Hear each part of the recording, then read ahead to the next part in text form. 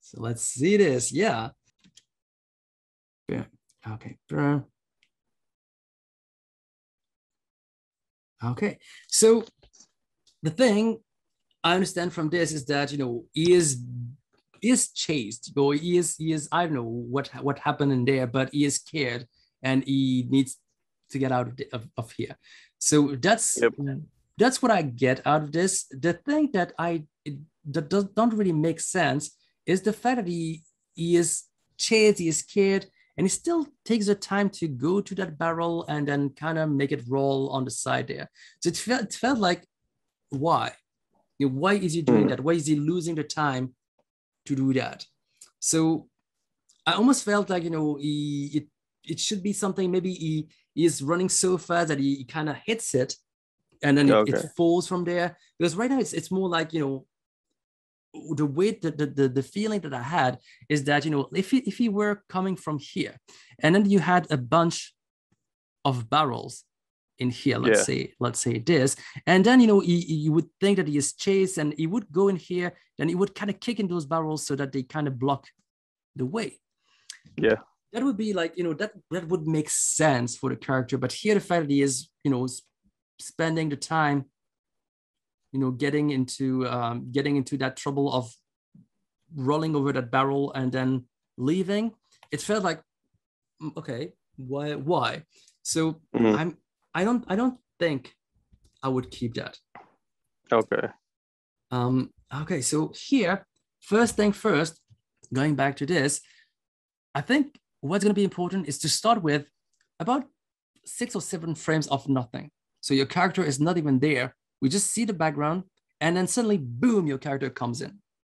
So that, with the first 6 or 7 frames, we have the time to register where we are. And then after that, then we can introduce the character so that we our brain at the time to scan the environment, and then we can introduce our characters. So from there, when he is introduced, if he is going to get there, if it's like the way that he jumps out of the door or the window there, it's going to be important that we feel that he's coming from there. So you see here, I'm getting a little higher so that we can define the arc a little more. So here, boom, going out.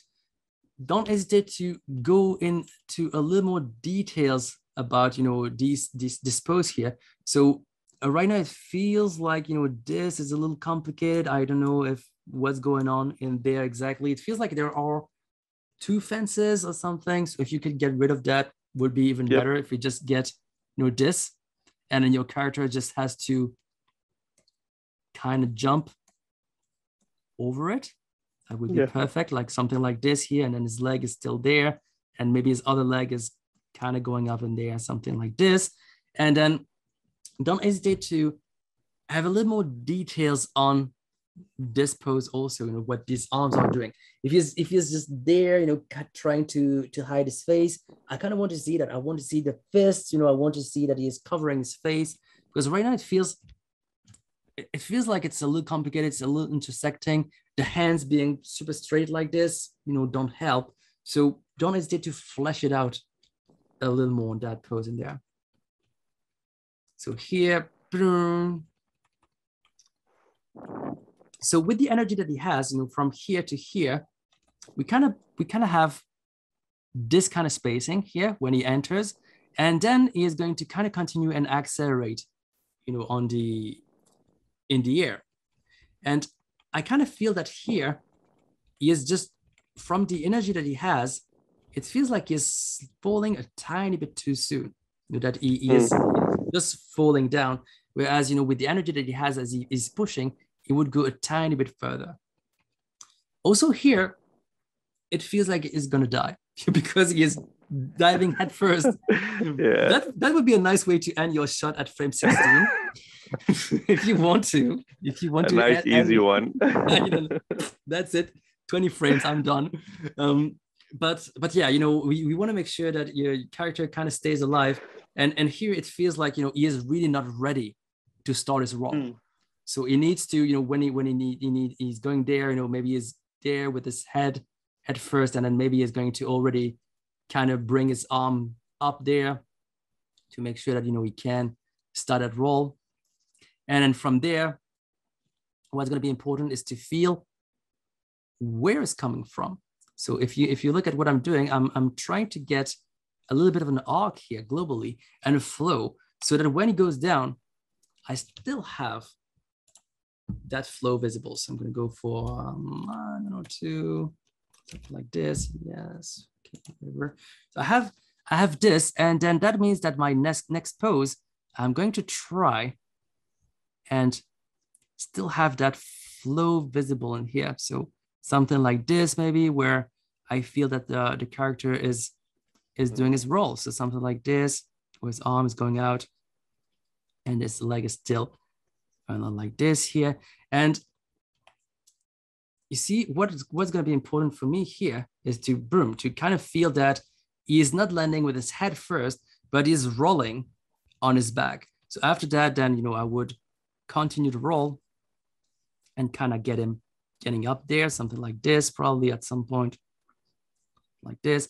But globally, you can feel that, you know, the flow is still rolling as he goes. So, and that's going to be what's important.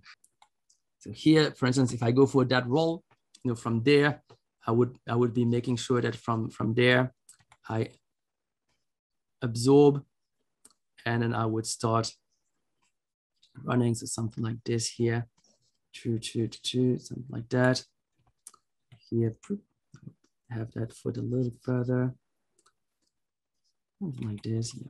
Let's go for this. So you see here already, I can feel that my character is going on the left. And that means that when he starts running, then, you know, he's going to go even more on the left. And if you look at the line of action that I'm going for something that's quite pushed, because I want to feel that my character is in a rush. I want to feel that my character is, you know, is being chased, is being, you know, is going to be killed at some point. So I want him to feel that way. So here we're going back to, you know, your poses, which this one feels quite nice. You know, we're happy with this. Could probably open his eyes a little more, have his head up a little more also, because at this point he needs to be really aware. So opening the face, you know, opening where he's looking to make sure that, you know, we can follow that. Would be interesting there.